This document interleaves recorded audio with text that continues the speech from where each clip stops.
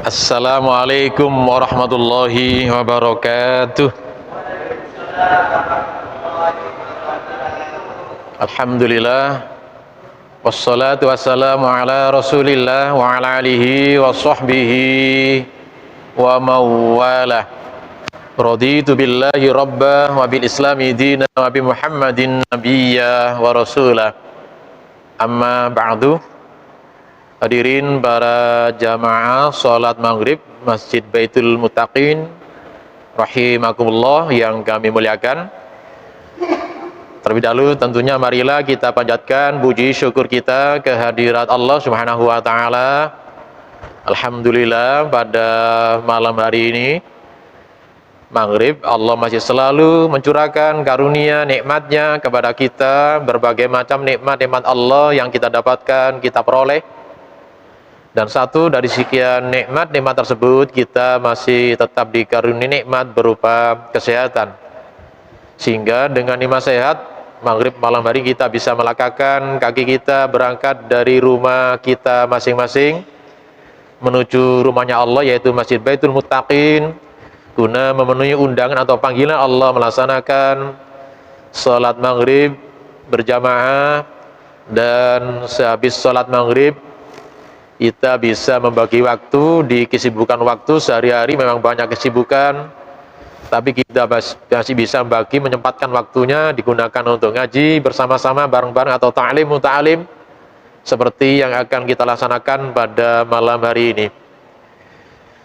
Jamaah rahimakumullah, kita akan melanjutkan pembahasan, masih melanjutkan kitab Thaharah. Namun sebelum kita melanjutkan, sedikit ingin kami sampaikan karena ada sedikit masalah atau persoalan di masjid kita ini terkait ada beberapa waktu yang lalu ada mungkin jamaah request itu ya, kemudian ada yang merespon dari jamaah lain, akhirnya di masjid kita tiba-tiba ada sutra nggih. Mana Pak Abasir ya? Sutra itu. Coba diambil Pak sutronya Pak.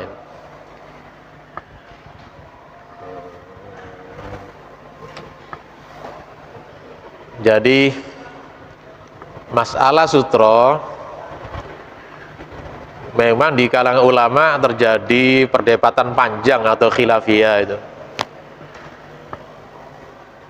Ada yang kekeh berpedoman pada nas-nas atau teks-teks hadis, letterlek, kemudian di mana masjid-masjid mereka ada yang menggunakan sutra.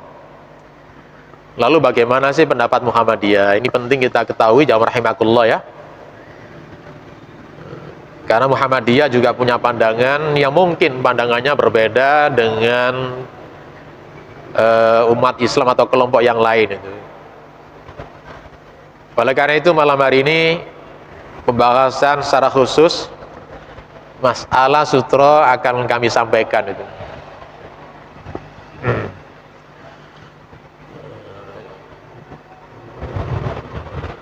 Di dalam fatwa tarjih, kalau panjenengan membaca dalam buku-buku tanya jawab atau kalau pada langganan suara Muhammadiyah, tapi masalahnya kan tidak semuanya orang Muhammadiyah punya langganan Muhammadiyah itu, suara Muhammadiyah. Di sana juga pernah dibahas persoalan sutra tersebut.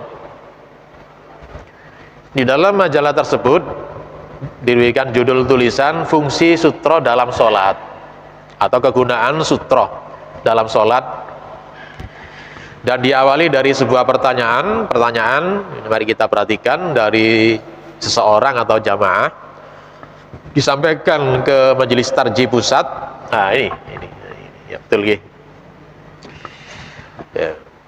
Pertanyaannya mari kita simak bersama-sama, diawali dengan salam ya. Kepada pengasuh rubrik tanya jawab agama, bersama ini saya ingin menanyakan masalah sutra, pembatas dalam sholat. Sutra itu memang pembatas dalam sholat. Satu, mohon dijelaskan makna dan fungsi sutra tersebut. Pertanyaan berikutnya nomor 2, bagaimana penggunaannya pada waktu sekarang? Pertanyaan berikutnya nomor 3, apakah sholat di dalam masjid masih diperlukan sutro? Dalam kurung sholat sendirian maupun berjamaah itu. Terima kasih atas penjelasannya. Apabila ada kesalahan menulis, mohon maaf. Pertanyaan diakhiri dengan salam. Nah, yang pertanyaan dari Bapak Darmawan Bogor, KTM-nya ada. Ini anggota resmi Muhammadiyah, itu cuma nomornya lama ini ya. Bukan lama ini, baru ini. Kemudian oleh Majelis Tarji disidangkan pada hari Jumat tanggal 17 Syawal 1429 Hijriah garis miring atau bertepatan dengan tanggal 17 Oktober 2008. Sudah lama ini. Jawabannya mari kita simak bersama-sama dari Majelis Tarji ya. Ini resmi jamaah rahimakumullah. Selain ada himpunan putusan tarji, ini putusan nasional. Di samping itu di bawahnya juga ada fatwa tarji. Ini putusan organisasi resmi itu.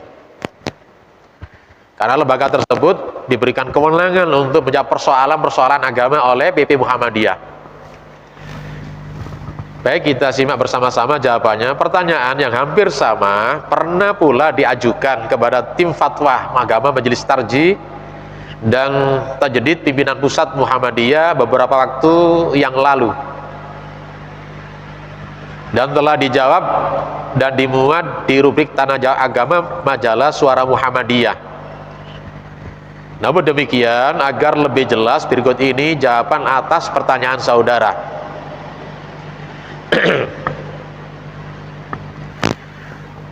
Saya pikir pertanyaan sama dengan hal yang terjadi di masjid kita ya. 1. Dimaksudkan dengan sutroh ialah batas sholat yang diletakkan di depan tempat sujud yang berfungsi atau berguna sebagai penghalang. Tujuannya agar tidak dilewati oleh orang atau binatang. Yang dimaksudkan untuk menghormati orang yang sedang sholat. Adapun hadis-hadis yang menjelaskan antara lain ialah alif, ini a ini ya. Ani bin Umar radhiyallahu anhuma, dari sahabat Ibnu Umar radhiyallahu anhuma, semoga Allah meridai kepada keduanya. Qala telah mengatakan, qala Rasulullah sallallahu alaihi wasallam, telah bersabda Rasulullah sallallahu alaihi wasallam, la tusolli, janganlah kalian salat, illa, kecuali, ila sutro, kecuali menghadap ke sutro, wala tada ahadun, maka janganlah salah seorang yamurru, berjalan, baina yadaika, di antara kalian, maksudnya di depan kalian. Fa'il, maka jika abah itu tidak mau, dablek lah itu. Ada sutronya, ternyata dia lewat di depan orang sholat. Perintah hatinya, masya Allah, ini bahasanya ekstrim betul itu. Fal yuqatilhu, bunuhlah dia itu. Fa'ilna, karena sesungguhnya mau, bersama dia yang lewat tadi itu korin. Korin itu ada pendampingnya. Nanti pendampingnya apa? Di hadis lain diterangkan syaitan itu. Rawahu Muslim, nomornya rukmuni nomor ya 260 di dalam kitab As-Shalah itu. Bak B itu disampaikan an Abi Sa'id Al-Khudri itu radhiyallahu an, semoga Allah meridainya. Qala, telah mengatakan, qala Rasulullah sallallahu alaihi wasallam, telah bersabda Rasulullah sallallahu alaihi wasallam, idza shalla, apabila salat, ahadukum, salah seorang di antara kamu, falyusolli, maka salatlah. Ini memang perintahnya teniki menjadi wajib ketika tidak ada korina yang ada indikasi bahwa perintah tersebut menjadi sunnah itu. Tapi secara normal perintahnya menghadap sutra itu menjadikan ya wajib, tapi jumhur mengatakan sunnah muakkadah itu. Huruf ida itu adalah dhorof waktu itu. Ketika ada salah seorang sholat di antara kamu, fal ini adalah sebagai jawabnya, maka kalau tidak ada perintah lain, fa ini menjadikan maka wajib sholat ila sutroh. Tapi jumhur tidak menjadi wajib, hanya sunnah muakkadah masang sutroh di depan sholat itu. Wal yadun minha, maka cegahlah darinya, wala tadat, dan janganlah ahad dan salah seorang tamu yang murru berjalan bainahu di antara mereka, wa baina dan di antara sutroh tersebut. Fa'il, maka jika jaa dia datang ahadun salah seorang yang murru datang jalan di depan kalian, falyuqatilhu, maka bunuhlah dia. Fa'innahu, karena sunyahu, yaitu dia yang jalan, syaitan, dia syaitan.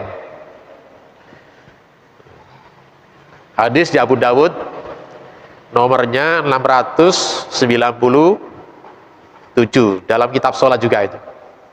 Hadis yang lain itu Jim itu ya, An Sahal bin Abi Hatma itu radhiyallahu an, semoga Allah meridhoinya itu, ani Nabi sallallahu alaihi wasallam, dari Nabi sallallahu alaihi wasallam, idza shalla ahadukum, apabila salat salah seorang di antara kamu, ila sutra, menghadap sutra, falyadnu minha, maka cegahlah di antaranya mereka itu, wala yaqta, dan tidaklah terpotong asyaiton ali atasnya salat atau salatnya itu. Artinya ketika dia salat kemudian ada sutra, maka di sanalah setan tidak akan berani lewat, kecuali setan wujudnya manusia itu. Manusia sekarang kan katakan banyak yang tidak tahu, sergap sholat di masjid, tapi kadang-kadang ada orang sholat nanti bahasa sutra gini, apa dikatakan sutra gini, nanti kita lihat penjelasan Muhammadiyah itu, mereka kadang-kadang abai terhadap seperti itu, lewat riwa-riwi itu ya itu. Idza sholat, riwayat lain mengatakan, idza sholat bila sholat ahadukum, salah seorang dia falyastatir, maka buatlah sutra, wal yagrib, maka dekatlah minas sutra, dari sutra yang dipasangnya itu. Fa inna syaiton, karena sudah syaiton yamurru, berjalan baina yati, di antara mereka, di depan mereka itu. Rawah Ahmad ya, Musnad Ahmad jilid 4 halaman 2. Kita langsungkan saja ini penjelasannya, artinya sudah kami terjemahkan secara lafadz tadi. Pendapat para ulama, As-Safari ini berpendapat bahwa penggunaan sutra dalam sholat adalah sunnah itu, sebagaimana disepakati para ulama. Imam Malik berpendapat wajib berdasarkan hadis-hadis di atas.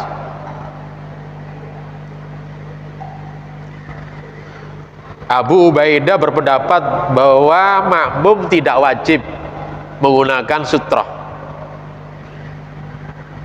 Makmum tidak ada sutra, karena sutra dalam sholat jamaah adalah ditanggung oleh imam. Kalau imam adalah dianjurkan masang sutra itu, maka setiap makmum sutranya adalah orang yang ada di depannya itu.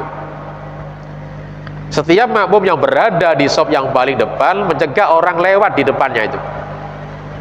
Pendapat ini dibasarkan hadis dari Ibnu Abbas. Ani Ibnu Abbas, dari Ibnu Abbas, jitu, kami telah datang, ana yaitu ana wal fadil, dan fadil ini. Ini semuanya remaja ketika Rasulullah sedang wukuf di Arafah itu. Saat Rasulullah sholat dengan para sahabat, tiba-tiba datanglah Ibnu Abbas dan Fadil membawa perbekalan. Ala atani, terhadap kedatangan saya, wa Rasulullah sallallahu alaihi wasallam, dan Rasulullah kita di Arafah, sedang wukuf di Arafah. Famarona, kami keduanya berjalan ala ba'din shaf, di tengah-tengah shaf. Fanajalna, kemudian kami turun. Artinya Ibnu Abbas dengan Fadil ini bukan jalan kaki, pakai kendaraan. Kendaraan mengatakan di sini terjemahnya tarje, menggunakan keldai itu. Turun dari kendaraan, wataroknaha, kami tinggalkan kendaraan tersebut, tartak, menikmati makanan, makan rumput-rumput di sekitar Arafah itu. Wadakhalna, dan kami ketika masuk ma Rasulillah sallallahu alaihi wasallam fi salat. Saya ketika itu, kami maksudnya Ibnu Abbas dan Fadil masuk bersama Rasulullah ketika Rasulullah sedang sholat berjamaah itu. Falam yakul lana, maka tidak ada pernyataan, sabda atau komentar terhadap apa kepada saya oleh Rasulullah sallallahu alaihi wasallam, sesuatu pun. Ini hadisnya sahih di Muslim itu. di dalam bab sutra itu. Penjelasan berikutnya mari kita lihat Ibnu Abdul Bar, termasuk ulama besar ini di kalangan tabi'ut tabi'in ini, berpendapat hadis yang diriwayatkan oleh Ibnu Abbas tersebut mentaksis, mengkhususkan ya kepada hadis yang umum, hadis yang diriwayatkan oleh Abu Sa'id yang berbunyi, apabila seorang di antara kamu sholat, maka janganlah membiarkan seseorang lewat di depannya. Hadis ini ditaksis dengan sholat imam dan sholat munfarid sendirian. Maka bagi makmum tidak mengapa apabila ada orang lewat di depan orang sholat. Nah, boten angsal panjenengan mencegah itu. Kenapa? Nanti mungkin barangkali kalau ada orang yang batal sholat keluar dari shop, panjenengan boten angsal mencegahnya, itu boten angsal halangan lagi. Dia biarkan saja keluar. Ya. Termasuk imamnya barangkali batal itu. Keluar dari shop, silakan saja lewat di depan atau lewat di tengah-tengah shop, di celah-celah shop. Tapi ngoten niku harus disikapi arif, boten langsung dipahami secara letterlek. Misalnya kalau ketika orang sedang ruku, orang sedang sujud, panjangan langkai, ngoten niku boten nggak ngerti adab ngoten niku. Wong ruku kok dilangkai ngoten niku. Ya. Nah, dari penjelasan tersebut, kami, maksudnya Majelis Tarjih, berpendapat ya bahwa sutra disunahkan bagi imam saja dan bagi orang yang sholat munfarid. Sutra berfungsi sebagai penghalang, pembatas agar tidak dilewati orang atau binatang. Dua, penggunaan sutra masa kini itu, pada masa kini. Pada masa kini, baik bagi imam maupun makmum, bagi makmum di masjid-masjid sudah dipasang kain sajadah yang dapat dijadikan sebagai sutra.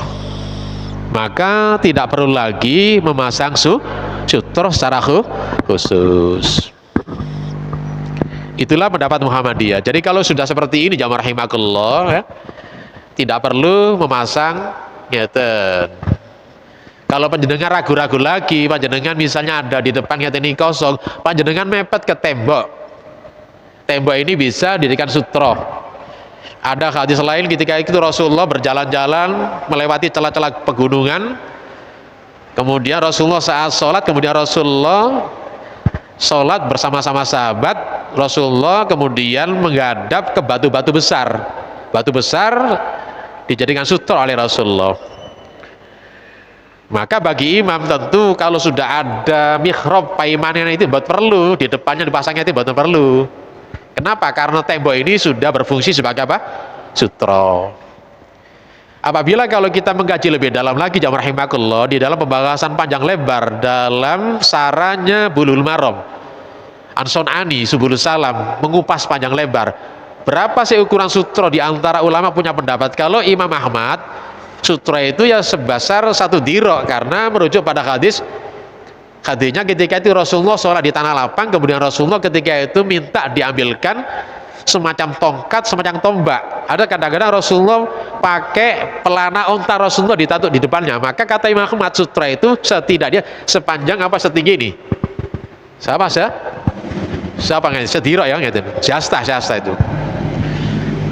Tapi kami Imam Syafi'i, sutra ketika sholat di tanah lapang, andai kata kalau tidak ada benda seperti itu, cukup digaris di depannya itu bisa sebagai sutra. Termasuk sajadah kata Imam Syafi'i itu bisa sebagai pengganti sutra. Kan lebih enak, lebih fleksibel ngoten niku.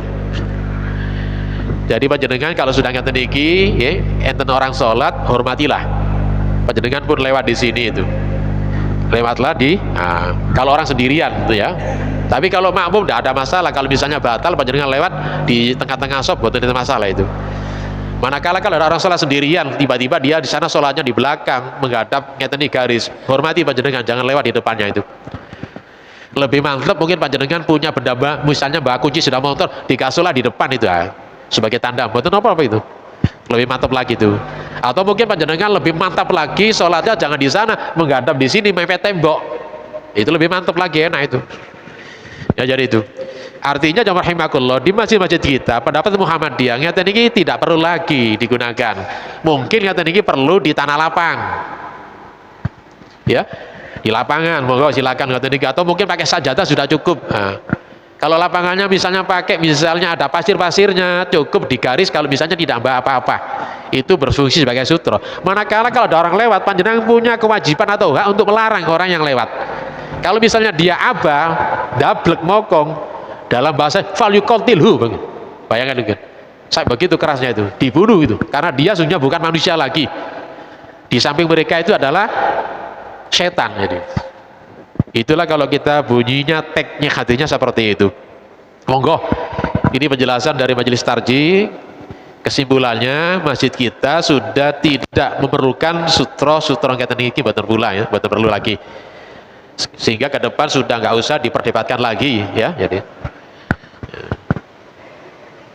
monggo, mungkin barangkali ada masjid lain membutuhkan, silakan, ini mungkin bisa dikasihkan masjid lain, monggo silakan. Kalau masjid lain misalnya punya pendapat perlu pasang sutor, silakan saja itu. Tapi pada Muhammadiyah cukup jelas ya, untuk zaman sekarang masjid-masjid kita sudah tidak perlu sutor. Kenapa? Di masjid tentu ada batasan yang tinggi, batasan sop ini apa, garis-garis yang tinggi. Cukup, monggo barangkali kalau ada yang dibahas tanyakan, monggo silakan. Sebelum kita melanjutkan kajian utamanya yaitu kitab Toharoh, monggo silakan.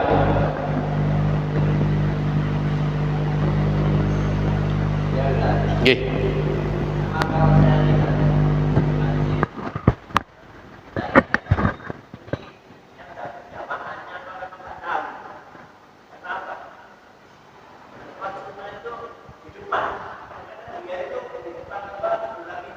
Nggih.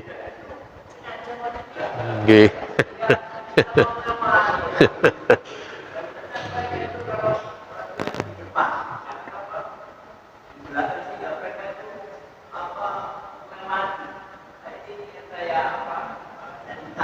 Nggih.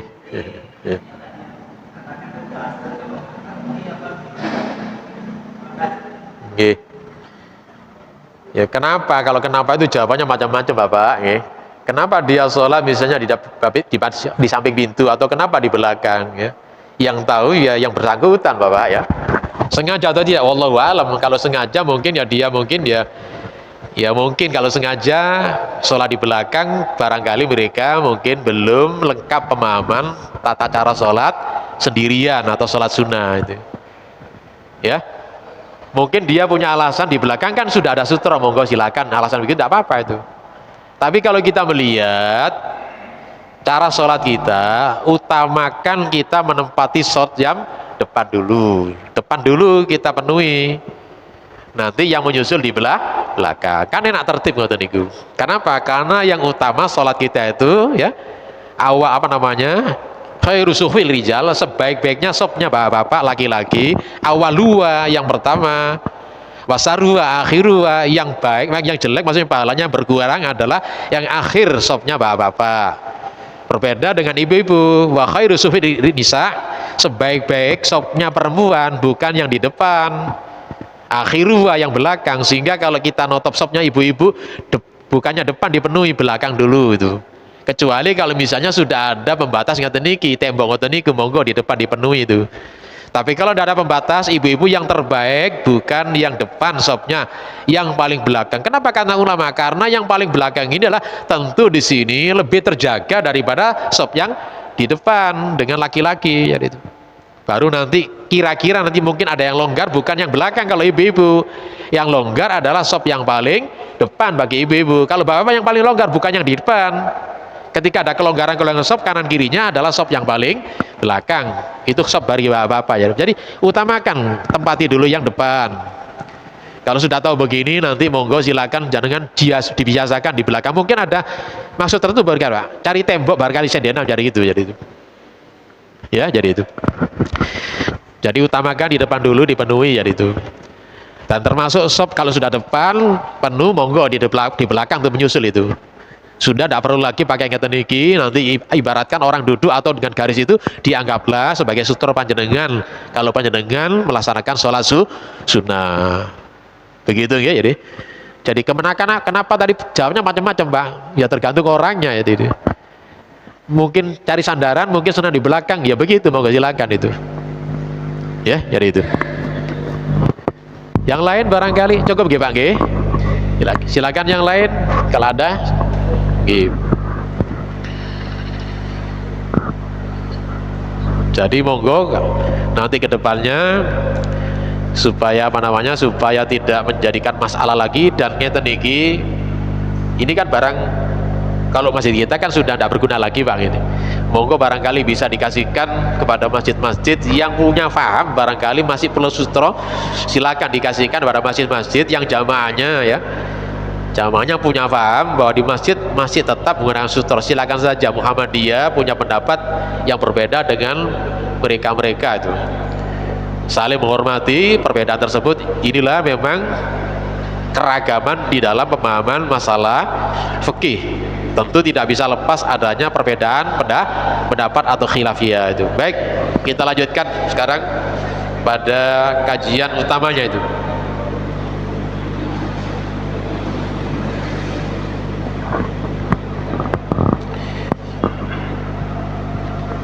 Ini dalil tentang masalah menggosok gigi dengan siwak. Summa kemudian lanjutan wudhu ya. Summa kemudian tamat mat. Tamat mat itu adalah berkumur. Wastansik menghirup air ke hidung.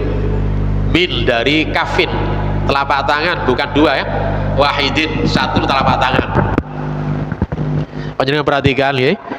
Mungkin selama ini panjenengan mengambil air dari keran atau mungkin dari ciduk dengan dua telapak tangan tidak masalah, tapi nanti ketika kita berkumur jangan menggunakan dua telapak tangan. Kenapa? Bunyi putusan tarjih menggunakan telapak tangannya hanya satu. Yang mana? Tentu yang kanan digunakan itu.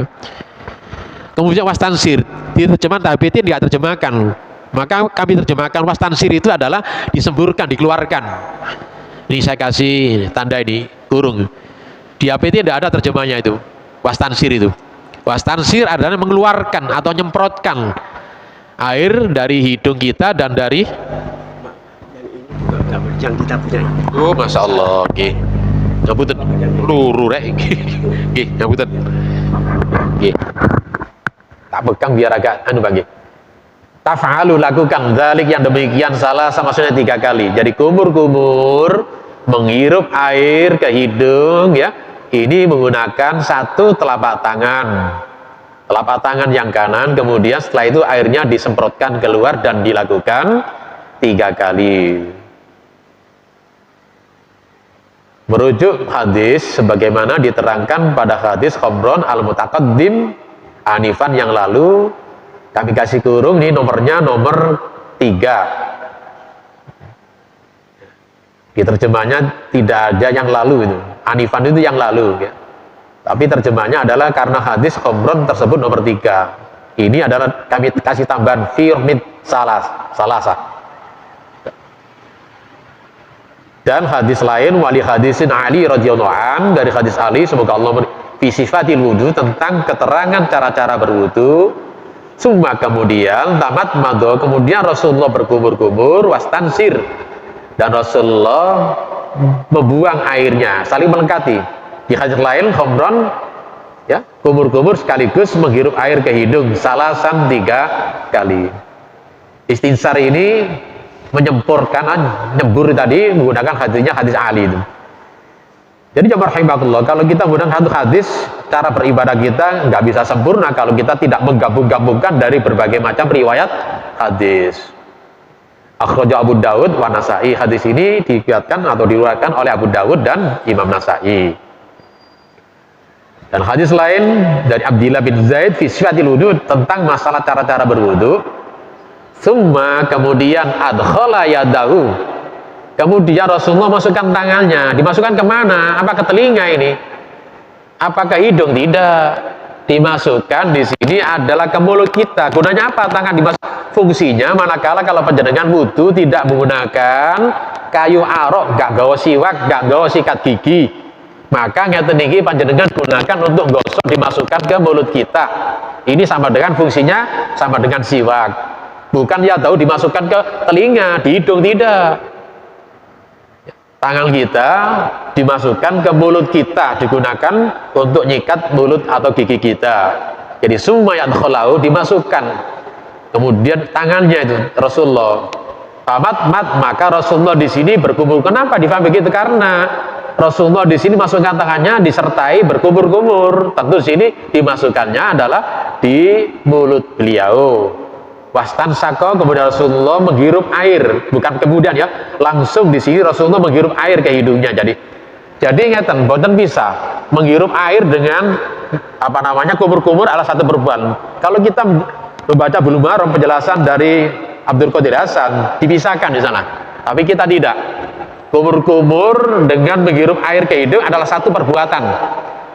Kumur-kumur sekaligus menghirup air ke hidung, kemudian ini digosokkan ke mulut kita. Min dari kaf, telapak tangan, bukan dua di sini. Wahidin, satu telapak tangan.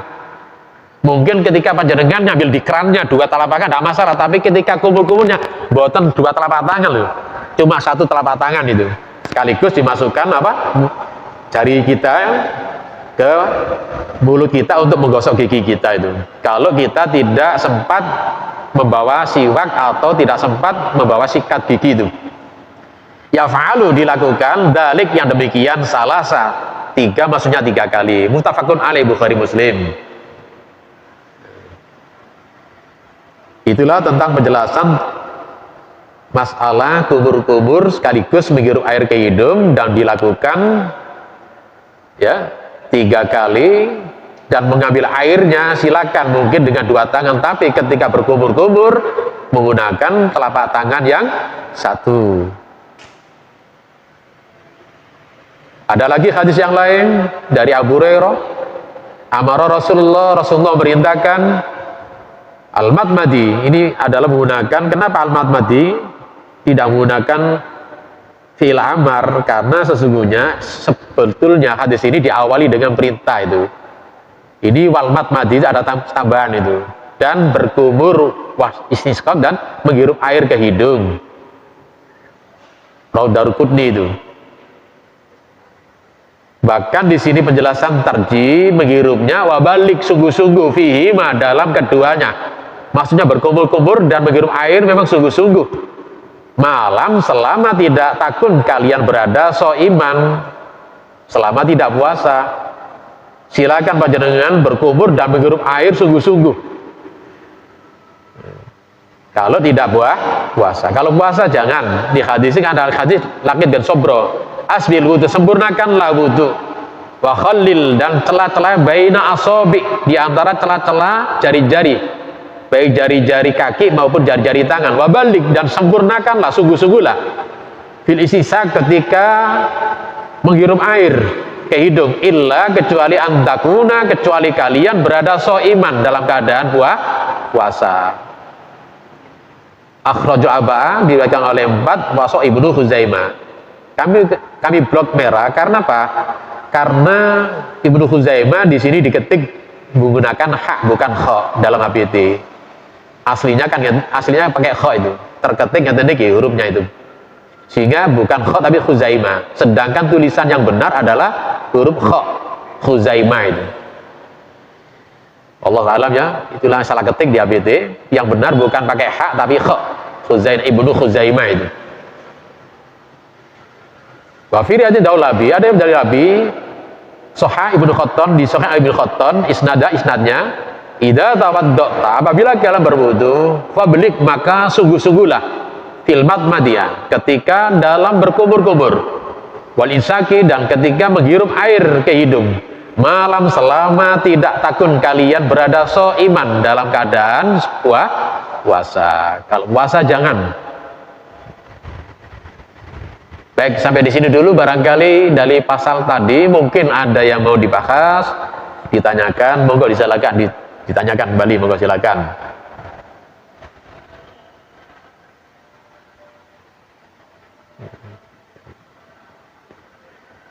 Tambahan kami, kadang juga kami melihat ada orang yang hidungnya yang dibersihkan, bukan mulutnya, dibersihkan dengan tangan. Ya. Jadi tidak ada keterangan dalil membersihkan hidung dengan tangan. Yang disuruh adalah memasukkan tangan itu bukan ke hidung, memasukkan tangan ke mulut untuk menggosok gigi kita. Ada lagi yang kami lihat juga ada memisahkan antara berkumur-kumur dengan menghirup air ke hidung. Silakan kalau misalnya menggunakan penjelasan dalam Bulughul Maram oleh terjemahan oleh Abdul Qadir Hasan itu. Tapi Bid'ah Muhammadiyah tidak. Menghirup air ke hidung dengan berkumur-kumur adalah satu perbuatan, tidak dipisah-pisah itu. Itu penjelasan tambah dari kami. Berikutnya kalau ada pertanyaan berikutnya, summa kemudian iksil, basulah itu, wajah kalian salasa, maksudnya 3 kali itu. Dalilnya li'atil madhkurun, ayat yang disebutkan di dalam penjelasan di depan. Faksilu wujuhakum, basulah wajah kamu itu. Dan hadis Khomron disebutkan di depan nomor 3, summa ghasala, kemudian basulah wajahnya salah sama rotin 3 kali itu. Disertai juga di sini selain wajah, karena wajah kita punya 2 lubang-lubang di mata kita, maka di sini diperintahkan dimashil ma'qaini, disertai dengan mengusap atau membersihkan 2 lubang yang ada di mata kita tuh.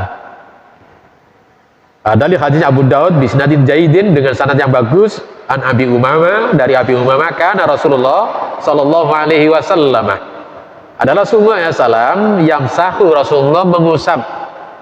Maaf kami blog ini karena di sana ditulis di APT kata niki. Kalau misalnya maqo ini sulit diterjemahkan. Asalnya dari kata maqo itu kalau menurut bahasa adalah lubang ya, atau hal-hal yang kaitannya dengan masalah cekung itu. Tapi kalau di bahasa jamak maqini itu namanya lubang-lubang. Tapi di APT maqo itu artinya apa? Kalau maqo ini tidak bisa diartikan itu.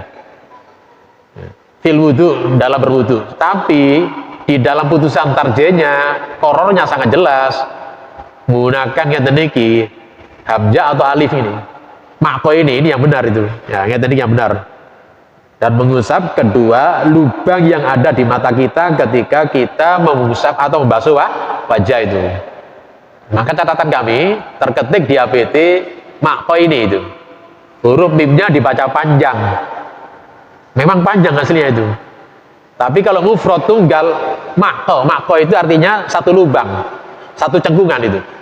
Tapi kalau jamaknya maqin itu namanya jamak itu. Tapi kalau 2 tidak begini itu, menggunakan alifnya itu disukun. Jadi karena ada tambahan huruf alif, sedangkan tulisan yang benar hamzahnya atau alifnya itu kalau hamzah dibaca itu namanya hamzah, kalau alif memang tidak bisa dibaca itu. Ketika alif ada bacaan itu hakikatnya bacanya hamzah itu.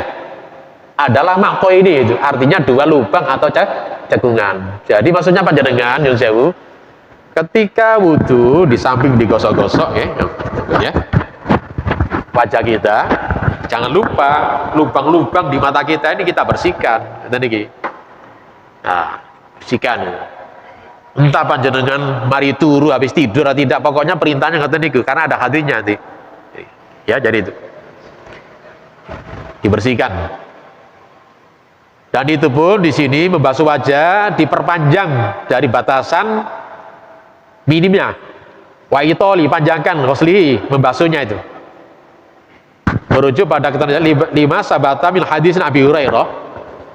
Ada ketetapan hadis berdasarkan hadis Abu Hurairah inda Muslim, diriwayatkan oleh Muslim, annahu sallallahu alaihi wasallam, Rasulullah SAW qala bersabda, antumul hurru, kalian semuanya akan kelihatan terang benderang muhajjalul, cahaya-cahayanya itu. Kapan itu? Yaumal qiyamah, hari kiamat. Min dari isba'il wudhu, sempurna ketika kita wudhu. Faman atau famanis tato, barang siapa yang mampu memancang minkum di antara kamu ketika basuhnya, falyutil, maka panjangkanlah hurratahu, sinar matajilu, dan cahayanya itu, terang benderangnya itu. Artinya kalau batasannya yang tinggi panjang lebihkan itu, bukan sampai telinga. Kalau telinga itu bukan wajah itu, dipanjangkan. Kalau punya jenggot nanti ada perintah sendiri itu ya. Ma'a di sini disertai bukan hanya dibasuh tapi dalki, digosok-gosok. Di hadisin Abi bin Zaid tadi terangkan di depan Nabi sallallahu alaihi wasallam ya, tawaddo'a Rasulullah wudu faja'ala, kemudian menjadi yakul seperti ini hakada, ya dulu Rasulullah menggosok-gosok anggota wudunya ketika membasuh wudu. Jadi jamaah rahimakumullah, panjenengan terutama kalau ini digosok, saya lihat di sini digosok, tapi ketika kaki mungkin barangkali atau malas barangkali. Kaki biasanya kalau menggunakan keran kadang-kadang kaki tidak digosok-gosok, digerojok saja. Itu bukan masalah sempurna tidaknya itu. Ngoten niku mboten bagus. Ya. Kenapa? Karena tidak digosok-gosok, digerojok saja itu. Kadang gerojoknya berlebihan, degul-degulnya digerojok kadang-kadang itu. Cukup di atas kemiren kalau kaki, nanti kita bicarakan masalah basuh kaki ya itu. Jadi digosok-gosok semuanya ya, jadi itu. Bukan dibasuh saja itu. Panjenengan kalau misalnya melihat jenggot di sini, tahalal itu ada sela-selai lihya itu ya, jenggot panjenengan itu. Di hadis Utsman bin Affan Nabi sallallahu alaihi wasallam ya, karena yatakhalil, Rasulullah yatakhalal menyela-nyelai lihya itu jenggotnya itu. Fil wudu ketika Rasulullah wudu. Akhrajat Tirmidzi wa sahahu Huzaimah Wadarukuni wal Hakim. Sebelum kami lanjutkan pada pasal-pasal berikutnya, barangkali membasuh wajah tadi ada pertanyaan, monggo silakan. Nggih, silakan.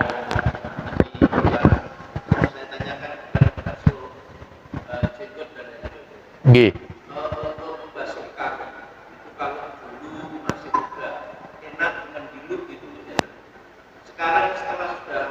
Tua kegeri kaku nggih nggih nggih nggih gosok kaki padha kaki ngene tangane gak iso nekuk gegere gitu wis tuwa kaku gegere nggih masjidnya memang fasilitasnya terbatas, tidak ada tempat duduknya itu karena masjid lain ada yang bagus ya, luas tempatnya wudunya sehingga wudu bersantai-santai bisa duduk-duduk enak panjenengan kalau ada tempatnya begitu. Masih juga terbatas, tempatnya juga terbatas. Isoe gosok sikil kambek sikil, tangane wis gak iso, gegere kaku. Ya apa boleh buat ya ndak apa-apa. Daripada nggak digosok sama sekali. Ngoten iki pembahasan boten hadisnya ngaten hadis umum boten gini. Abnormal istilah ngoten iki wong enten sakit jadi itu. Tapi kalau panjenengan iso nekuk gegere kemudian tidak mau menggosok dengan tangan ngoten iki tiyang males. Wong tiyang males ndelek ganjarane gede itu. Mboten sakit ngoten niku. Padahal ya gegere itu punggungnya bisa nekuk, bisa bungkuk. Ya sudah. Wong males, ya sudah males ya, pahalanya juga begitu. Sak-sae pahalanya itu. Dikhawatiri jamaah rahimakumullah. Manakala kalau kita digerojok saja dikhawatiri, ada yang terlewatkan di kaki kita. Kalau terlewatkan satu kuku saja, nanti akan dibahas itu. Panjenengan nanti diancam, Pak, diancam ya neraka itu. Bahkan sholat kita akibatnya batal. Kenapa? Wudu kita tidak sempurna gara-gara kaki yang anggota wudunya tidak sempurna menyiramnya, tertinggal satu kuku ini, kan bahaya ngoten niku. Supaya tidak bahaya panjenengan ya usahakanlah kalau bisa nekuk ya usahakan ditekuk gegernya, tapi kalau tidak bisa apa boleh buat dengan kaki sama kaki. Tapi hati-hati ya. Tetap panjenengan perhatikan itu, jangan sampai ada yang kering di anggota kaki kita, anggota wudu kita itu. Sebab akibatnya fatal sekali. Begitu nggih? Yang lain barangkali mau silakan. Kami lanjutkan sedikit, masih ada waktu. Summa kemudian isil, basuhlah yadaika kedua tangan kalian. Sekali lagi ya Muhammadiyah menerjemahkan ayat Al-Qur'an ila di sini difahami menggunakan ma'a. Artinya panjenengan nyata niki punya pemahaman yang wasiun, fleksibel, ndak kaku mutlak itu. Panjenengan kalau mendengar ceramahnya ustadz yang terkenal itu sudah masuk di anggota PP Muhammadiyah Pusat, tapi bukan Majelis Tarjih, Majelis Tabligh itu. Pokoknya harus ilah itu, mutlak itu, kan begitu. Muhammadiyah tidak, mungkin beliau tidak baca HPT itu. Muhammadiyah tidak memahami ilah di sini artinya apa? Panjenengan kalau muasos ini kangen itu boleh dari sini panjenengan, tidak dilarang karena ini menggunakan itu. Bersama ini juga boleh atau dari sini boleh walaupun ayat menggunakan ilan marofik dari sini ke sini. Tapi Muhammadiyah kata panjenengan persan itu. Memahami itu. Kata ulama juga begitu, tidak mutlak di sana difahami adalah ilah ibtida sampai yang dituju. Artinya kalau kita atau membasuh tangan boleh jadi ketika panjenengan dari sini utamanya menggunakan keran kan enak. Dari sini tidak apa-apa, tidak salah panjenengan. Ma'al mirfaika ini bersama-sama di sini dengan kedua sikut. Bidalki membasuhnya dengan digosok-gosok salah 3 kali itu. Perhatikan ini bunyi ayatnya ini. Jadi ayat inilah yang diterjemahkan oleh PP Muhammadiyah Majelis Tarjih ketika dibahas ini, sekali lagi sudah lama sekali. Mungkin panjenengan belum lahir ketika Muhammadiyah memutuskan bab masalah kitab wudu itu niki. Ini difahami oleh Muhammadiyah tidak mutlak ilah itu sampainya sesuatu yang dituju itu. Burung itu niki. Tapi oleh Muhammadiyah dipahami adalah sama dengan ilang itu niki. Ini sudah Isa. Sudah Isa, monggo. Kalau mau diteruskan, adzan dulu. Nanti kalau dilanjutkan tanya jawab, monggo silakan. Kalau tidak ada yang tanya jawab, ya kita akhiri saja sampai di sini pembahasannya itu. Monggo silakan, kalau mau tanya silakan. Oke, silakan. Oke. Oke. Oke. Langsung kami lompati di sini penjelasannya di sini ya, monggo di sini. Ini lompat ini yang ini. Qur'an tarjih sangat jelas mabda awalilah atau mulailah bil yumna dengan kanan, yang kanan dulu. Berarti nanti juga kaki sama dengan ini nanti, bahasannya sama itu. Dalilnya nanti kita bahas belakangan. Jawabannya singkat, nggih. Jadi yang kanan dulu. 3 kali, bukan kanan kiri itu. 3 kali, kalau sudah selesai 3 kali, baru yang kiri 3 kali. Dalilnya nanti, karena dalilnya pembahasannya ya, banyak hadinya, ngerti nggih? Cukup? Oke, silakan yang terakhirin, silakan.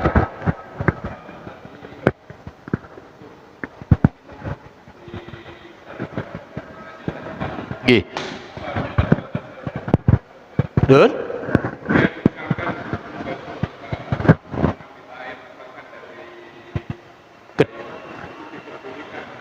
Oke. Oke. Kalau membasuh muka Pak, bukan satu tangan Bapak. Yang satu tangan tadi ketika kita berkumur-kumur Bapak. Berkumur-kumur satu tangan, mungkin mengambilnya 2 tangan dari keran biar cepat ya. Kemudian nanti memasukkannya bukan 2 tangan, 1 tangan saja. Berkumur-kumur sekaligus menghirup air ke hidung dan tangannya kalau panjenengan nggak bawa sikat gigi. Nah, digosokkan di mulut kita, di gigi kita. Ngoten, Pak. Nggih, 3 kali. Cukup, nggih? Saya rasa kita akhiri sampai di sini kajiannya ya, mudah-mudahan walaupun pelan-pelan ya tadi karena memang bahasanya banyak pembahasan masalah dalil-dalil ya. Ya, sementara itu dulu yang bisa kami sampaikan, mudah-mudahan ini bisa sedikit bisa memberikan pencerahan dan penguatan terhadap pemahaman dari keputusan-keputusan tarjih yang dihimpun dalam himpunan putusan tarjih Muhammadiyah. Apabila ada yang keliru khilaf kami nyampaikan, wajar sebagai manusia biasa. Banyak salahnya, maka kami mohon maaf yang sebesar-besarnya. Akhirnya billahi taufik walhidayah. Assalamualaikum warahmatullahi wabarakatuh.